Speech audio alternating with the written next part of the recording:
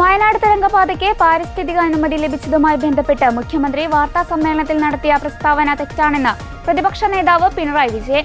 വീഴ്ച മറയ്ക്കാൻ വേണ്ടി വിവാദമുണ്ടാക്കാൻ ബോധപൂർവമായ ശ്രമമാണ് നടക്കുന്നതെന്നും പാരിസ്ഥിതിക അനുമതി ലഭിച്ചത് സൂത്രപ്പണിയിലൂടെയല്ലെന്നും പിണറായി പറഞ്ഞു. വയനാട്ടിൽ ദുരന്തം നടന്ന സ്ഥലം സന്ദർശിച്ചതിന് ശേഷം മാധ്യമങ്ങളോട് സംസാരിക്കുകയായിരുന്നു അദ്ദേഹം. ഇവിടെ കാണേണ്ടത് ഈ അപകടം പരിസ്ഥിതി പ്രശ്നം മൂലമുണ്ടായ ഒരു പ്രകൃതി ദുരന്തമല്ല. പാരിസ്ഥിതികമായ ഒരു പ്രശ്നവുമില്ലാത്ത പ്രദേശമായാലും ഇത്തരത്തിൽ നിർമ്മാണ സമയത്ത് വലിയ തോതിൽ വെട്ടിയെടുത്ത മണ്ണ് ആവശ്യമായ മുൻകരുതലുകളില്ലാതെ കൂട്ടിവെച്ചാൽ സംഭവിക്കാവുന്ന അപകടം അത് പ്രത്യേകം കാണേണ്ടതായിട്ടുണ്ട്. ഈ വീഴ്ച മറക്കാൻ വേണ്ടി, അത് മറച്ചു വെക്കാൻ വേണ്ടി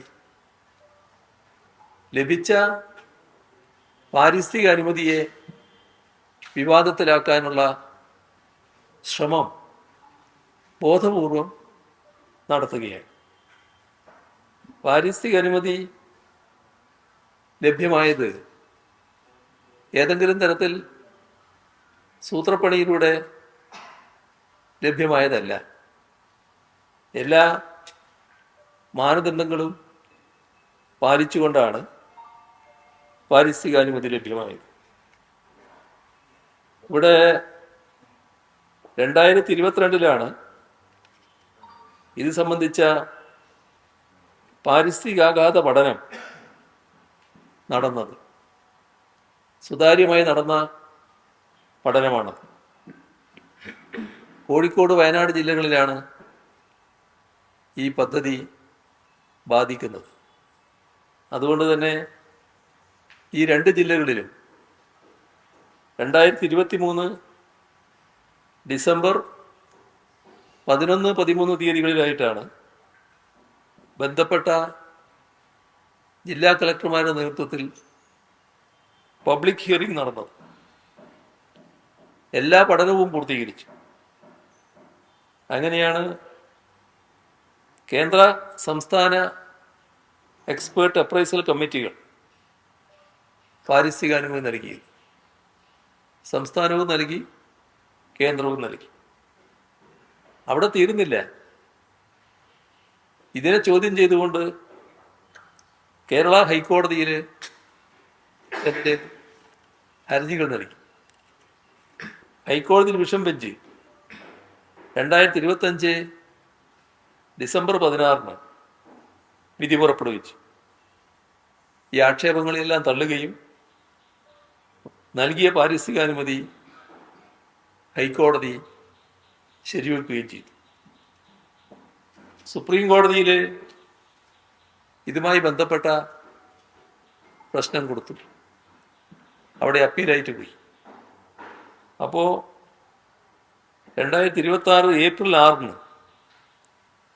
സുപ്രീം കോടതിയിൽ ചീഫ് ജസ്റ്റിസ് അധ്യക്ഷനായ ബെഞ്ച് ഹൈക്കോടതി വിധി ശരിവെച്ചു. അപ്പോൾ കൃത്യമായ ജുഡീഷ്യൽ സ്ക്രൂട്ടിനി നടന്നതാണ് ഈ കാര്യത്തിൽ. അതിനെയാണ് തീർത്തും കണ്ടില്ലെന്നടിച്ചുകൊണ്ട് ലാഘവത്തോടെ മുഖ്യമന്ത്രി പ്രതികരിക്കുന്ന നിലയുണ്ടായി. ഇത് തീർത്തും നിർഭാഗ്യകരമായ ഒരു സമീപനമാണ്. പാരിസ്ഥിതിക അനുമതി സമ്മർദ്ദം ചെലുത്തി വാങ്ങിയെടുത്തു എന്ന തരത്തിലുള്ള ആരോപണം ഉയരുന്നത് മിതമായ ഭാഷയിൽ പറഞ്ഞാൽ ഈ ജുഡീഷ്യറിയോടുള്ള ഹൈക്കോടതിയും സുപ്രീം കോടതിയും പരിശോധിച്ച കാര്യത്തിൽ ആ കോടതികളോടുള്ള അവഹേളനം കൂടിയാണ് എന്നതാണ് കാണേണ്ടത്.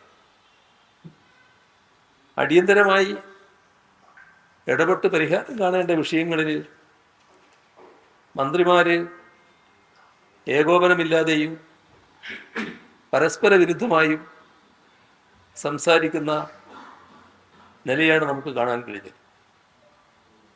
അതിൽ പലരെയും പഴിചാരി മന്ത്രിമാർ ഉത്തരവാദിത്വത്തിൽ നിന്ന് ഒഴിയുന്നത് നാം കാണുകയാണ്.